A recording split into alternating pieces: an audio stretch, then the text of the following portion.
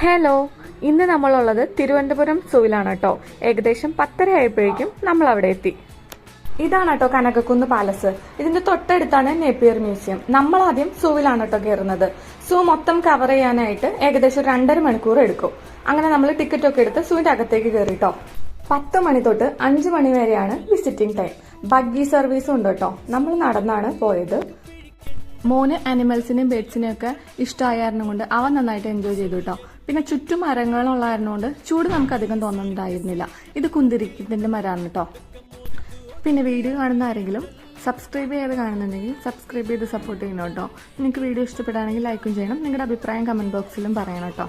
ഒരുപാട് ആനിമൽസും ബേഡ്സും പാമ്പുകളും ഒക്കെ ഉണ്ട് കേട്ടോ. കുറേ ഒന്നും വീഡിയോ എടുക്കാൻ പറ്റിയില്ല. പിന്നെ പാമ്പുകളുടെ ആ ഏരിയയിൽ ഫോട്ടോഗ്രാഫി അലൗഡും അല്ലായിരുന്നു. നമ്മൾ 10:30-ക്കാണ് കയറിയത്. ഏകദേശം സൂ മൊത്തം കണ്ടു കഴിഞ്ഞ് ഇറങ്ങിയപ്പോഴേക്കും 1 മണിയായിട്ടുണ്ടായിരുന്നു. അതുകൊണ്ട് തന്നെ കനകക്കുന്ന് പാലസിലും നേപ്പിയർ മ്യൂസിയത്തിലും ഒന്നും നമുക്ക് കയറാനായിട്ടുള്ള ടൈം കിട്ടിയില്ല കേട്ടോ.